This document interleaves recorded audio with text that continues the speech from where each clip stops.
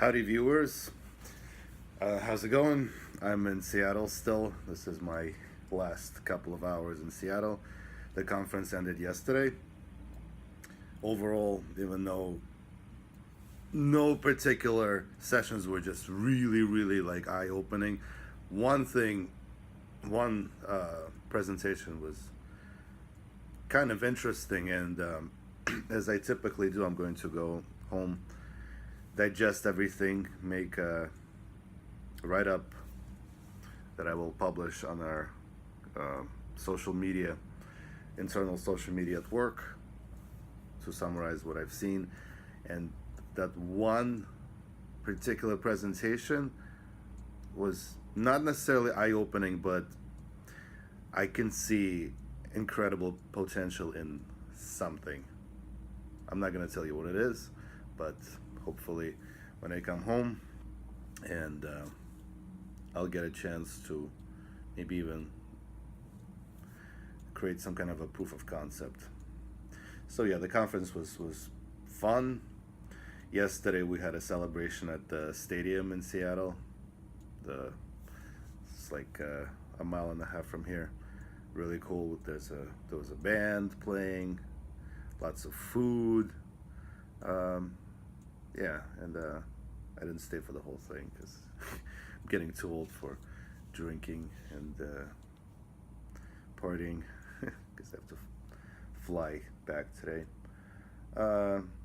Just in general, I want to express my kind of observations about Seattle. Seattle, as you probably know, it's a beautiful city, just very hilly, beautiful kind of landscapes, the waterfront, but recently it's just become this,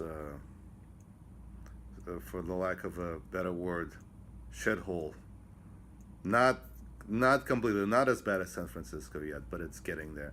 And it's just everywhere you look, there's some kind of a drug addict or homeless drug addict. Every single playground, every single park, pretty much every other intersection, you're walking down the street and there's some kind of deranged, homeless looking guy on meth or something, or schizophrenic, or God knows what. Or some parts of the city even have tents, so they have just people just have camped out under the bridge in tents. Kind of something needs to be done, but yeah, it's just it feels like you took this beautiful city and ruined it with garbage and homeless people. So I'm flying in just a few hours. Today I will practice my flute for maybe half an hour or so, and that's the only time I get to practice my flute, is when I'm away, because at home I just have too many other things to do. I'll practice French, and I'll just be going home. While I'm flying home, the video will premiere, and if you want to see some more cool things about the video, then keep watching. Otherwise, see ya. But yeah, so in this video, another innovation that I failed to mention is I also wanted to try to do stop motion animation, but with human bodies. If you have seen Peter Gabriel's music video, you know, with the dancing chickens, Sledgehammer, that music video combines stop motion animation, like real claymation with clay puppets, and at the same time stop motion animation with the actual body of Peter Gabriel. So as he is sitting there, stuff is happening around him and he's like blinking unnaturally. So that's always a cool effect. Stop motion animation, to me, especially Soviet stop motion animation, like the not so great in quality stop motion animation, was just incredibly creepy.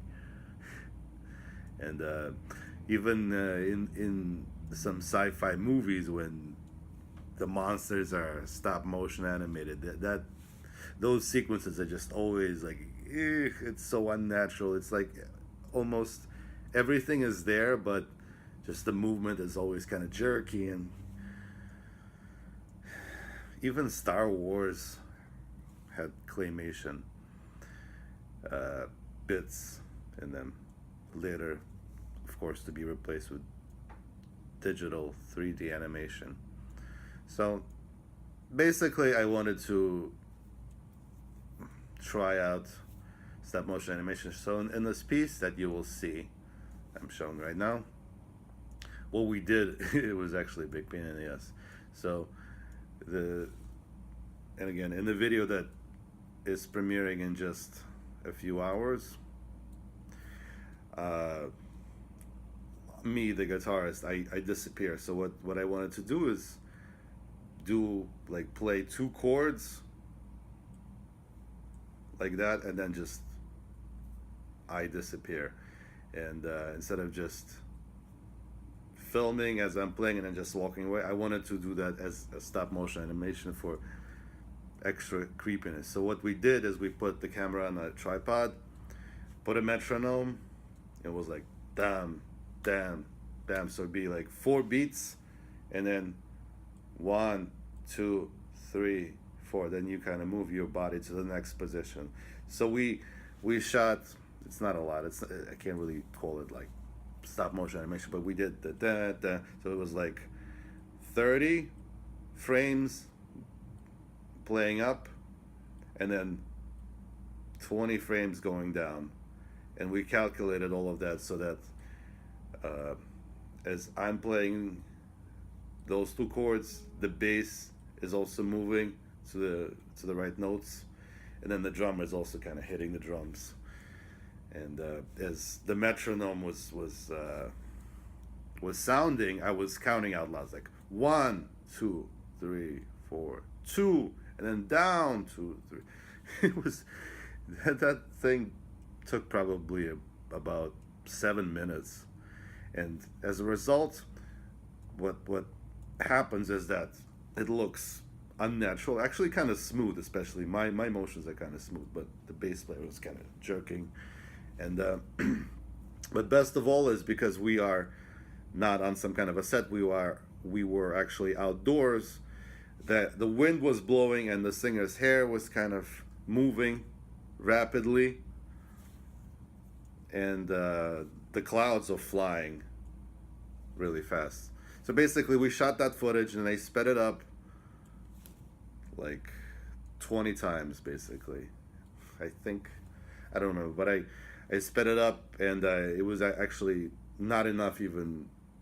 There was a limitation in the software, so the maximum number of times I could speed it up was still kind of like that. So what I did was I took the footage, I exported it as a video file, then re-imported it, and then I sped it up some more, so it gets just 2 seconds of animation, but I think it came out looking exactly how I wanted. Creepy, unnatural, and then I disappear. So, and when I disappear from the shot, I simply just run off, and then the band continues to play without changing their positions. Because a lot of times when in movies, when claymation or stop motion animation is done, it's always a different shot. But here, the claymation with our bodies, the animation, and the actual live footage are in one shot without changing the positions. Right, I hope I'm making sense. I hope you check out the video, and tell me what you think. Tell me what you think about Seattle.